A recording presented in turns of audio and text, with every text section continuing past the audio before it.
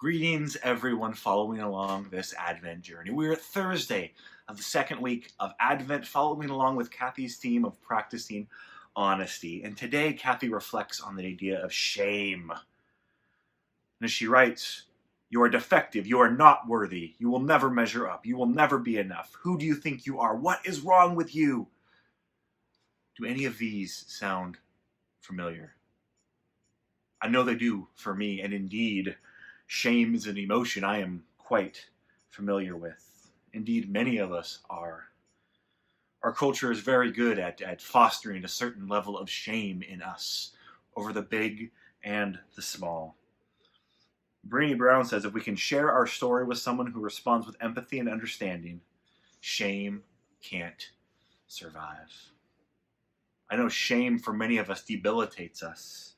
It keeps us back. It holds us down.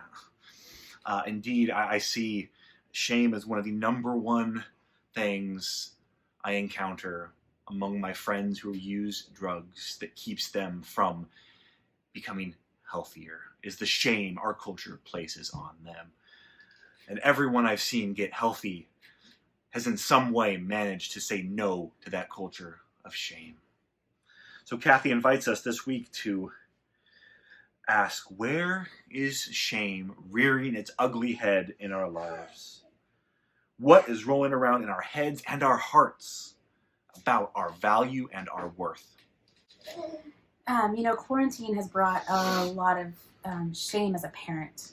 There are so many opportunities to fail when you are always with your kids. A short fuse, and self-care is so much harder to get. You can't just have your neighbor watch the kids. You can't go for a nice workout at the gym while your kids play with other kids there. You can't take a break while the kids are at school. It's constant, and so just so many chances to fail. And I think especially I've been feeling, honestly, a lot of shame over getting healthy sleep patterns for this one.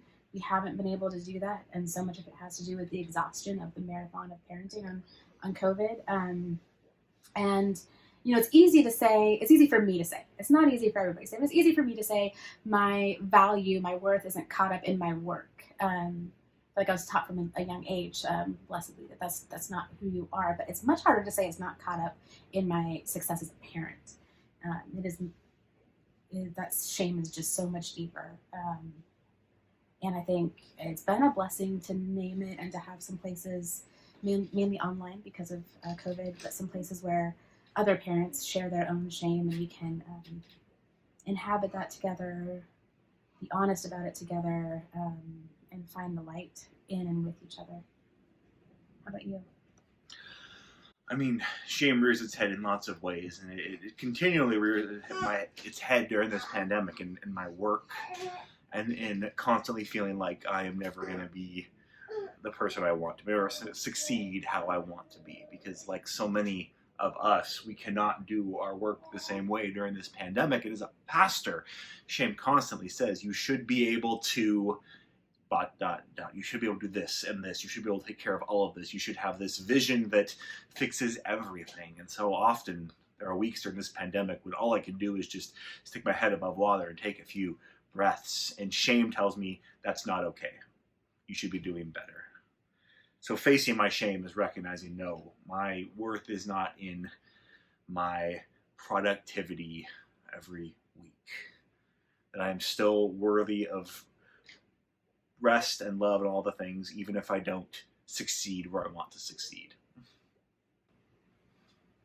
So how is shame entering your story right now? How is it affecting your self-worth? And I'd add, what are some spaces, as Brené Brown says, where you can share your story and find empathy and understanding so that shame cannot survive?